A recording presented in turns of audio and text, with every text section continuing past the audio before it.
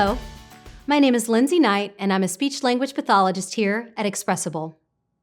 This video is a guide to selective mutism, an anxiety disorder that affects a child's ability to speak. Children with selective mutism may talk in some situations or with some people, but not in others. For example, they might speak at home but become silent at school. Selective mutism often begins between ages 3 and 6, and it can continue into adulthood. It's important to know that selective mutism can't be explained by conditions like autism or stuttering, and it isn't a speech or language disorder that affects the ability to understand or speak. The key difference is that the silence is caused by anxiety, not inability. It's also important to understand that although it's called selective, children with this disorder do not choose where or when to speak. Instead, they feel more comfortable speaking in certain situations, and anxiety prevents them from speaking in others. Children with selective mutism try to protect themselves from the discomfort they feel by avoiding talking or communicating.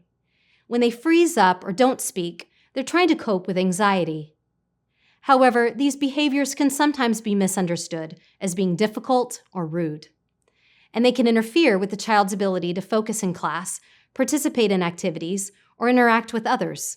In addition to freezing up, some common signs of selective mutism include not making eye contact or using gestures instead of words. A child might hide or run away. As mentioned, kids with selective mutism will often speak with some people, but not others. And they may speak in some situations and places, but not others. Finally, they may find it hard to talk to familiar people when others are around. For example, they may not speak to their parents if a teacher is nearby. You may be wondering what causes selective mutism. There is no single cause, but it may result from having an anxiety disorder, having a family history of social anxiety or selective mutism, or being very shy or worried about being embarrassed in public.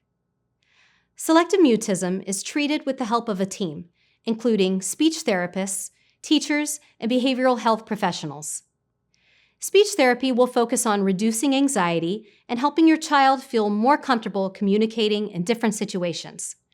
Your child's speech therapist will use a slow, step-by-step program to encourage communication. They'll use specialized techniques to help your child practice speaking in less intimidating settings before gradually moving on to more challenging ones. Your therapist will work with your child's teachers, counselors, coaches, and family members to ensure consistent support. Progress may be slow at first. Remember that even small steps, like making eye contact or whispering, are big milestones.